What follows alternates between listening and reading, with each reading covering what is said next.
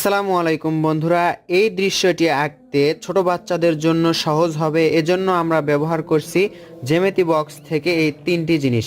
এখানে আছে ত্রিভুজ, চাঁদা, একটি স্কেল। বন্ধুরা, সাথে আমি ব্যবহার করছি A4 সাইজের একটি সাদা কাগজ এবং সাদা কাগজের চতুর্পাশে সুন্দর একটি বর্ডার করা বা ফ্রেম করে নেওয়া। দেখুন, ছোট বাচ্চারা এভাবে সহজেই সুন্দর দৃশ্য আঁকতে পারবে। এখানে আমরা স্কেল নিলাম। দেখুন, স্কেলটা এভাবে ধরে, যদিও বড় স্কেল হলে ভালো হতো, তারপরেও আমি এটা দিয়েই দেখাচ্ছি। এভাবে একটা সোজা দাগ, এখান থেকে আরেকটা সোজা দাগ দিয়ে এটার সাথে একেবারে মিলিয়ে দিব আমরা। এরপর আমরা কি করব, এই ত্রিভুজ দিয়ে দেখুন এভাবে এখানে ধরবো। এভাবে দেখুন, এভাবে ধরার পর এখান থেকে একটি পাহাড় আঁকবো। এভাবে একটি পাহাড় নিচের দিকে লাগাই গেল। এখন এখান থেকে আমরা ধরবো, এখান থেকে এখন আঁকবো আমরা। এখান থেকে একটা দাগ দিলেই এখানে একটা সুন্দর পাহাড় হয়ে যাবে।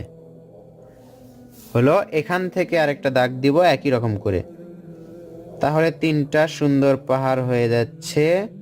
খুব সহজে ছোট বাচ্চারা কিন্তু এভাবে সহজে আঁকতে পারবে বন্ধুরা। ত্রিভুজ দিয়ে তিনটা সুন্দর পাহাড় হলো। এখন এই চাঁদা দিয়ে কি হবে দেখুন, এভাবে আমরা ধরলাম, ধরার পর এর মাঝে, এখান থেকে এর মাঝে সুন্দর একটা সূর্য আঁকবো। দেখুন কত সুন্দর এবং সহজভাবে হয়ে যাচ্ছে। আমি আশা করছি ছোট্ট বাচ্চারা এভাবে সহজেই দাগ দিতে পারবে। দেখুন, একটা ছোট একটা বড়, একটা ছোট একটা বড়, তাহলে দেখতে কিন্তু সুন্দর লাগবে।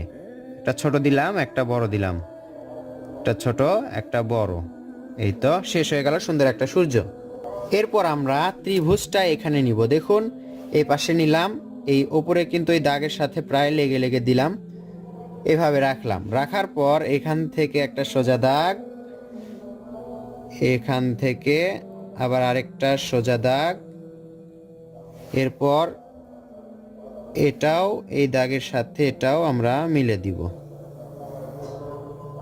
দেখুন, এই ত্রিভুজটা আমরা আঁকলাম। ত্রিভুজটা আঁকার পর কি করব, আমরা স্কেলটা এভাবে ধরব, সোজা করে ধরে এতদূর পর্যন্ত নিয়ে আসব। এখান থেকে সোজা করে ধরে এতদূর পর্যন্ত নিয়ে আসব। আশা করছি এই দৃশ্যটা আঁকতে ছোট বাচ্চারা অনায়াসে আঁকতে পারবে। আপনি বুঝতেই পাচ্ছেন দৃশ্যটা আঁকা কত সহজ হচ্ছে। এখান থেকে স্কেলটা এভাবে পেন্সিল দিয়ে দাগ দিয়ে দিলাম। এখন আমরা এটা, এই দাগটা নিচের সাথে লাগাই দিব, এই দাগটা নিচের সাথে লাগাই দিব। সুন্দর একটা ঘর হয়ে গেল। এখন দেখুন, স্কেলটা এইভাবে ধরবো, এভাবে ধরে ওপর থেকে নিচ পর্যন্ত সুন্দর একটা দাগ দিব। এই পাশ থেকেও একটা দাগ দিব, এই ওপরের দাগটা এটার সাথে মেলাই দিব, তাহলেই সুন্দর একটা দরজা হয়ে গেল। এই দরজার মাঝে আমরা আরেকটা দাগ আঁকবো। দেখুন কত সুন্দর হয়ে গেল।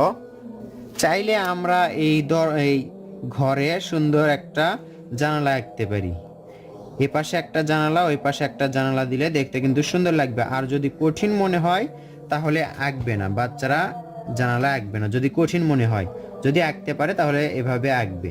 আশা করছি এটা আঁকা অনেক সহজ। জানালা এভাবে ছোট বাচ্চারা আঁকতে পারবে। সহজ কৌশলে সুন্দর একটা ড্রয়িং হতে চলছে। এরপর এখান থেকে এটা, এই দাগটা এখান থেকে আমরা এতদূর পর্যন্ত আঁকবো। এরপর এখান থেকে এতদূর নিয়ে আসবো, আবার এভাবে নিয়ে আসবো, আবার এভাবে এটার সাথে লাগাই দিব। দেখুন এখান থেকে কি হবে, এখান থেকে সুন্দর একটি নদী হবে। এভাবে এটার সাথে এতদূর পর্যন্ত নিয়ে আসবো, এরপর এতদূর পর্যন্ত নিয়ে আসবো, এভাবে এটার সাথে লাগাই দিব, আবার এখান থেকে একটা দাগ এভাবে দিয়ে দিব।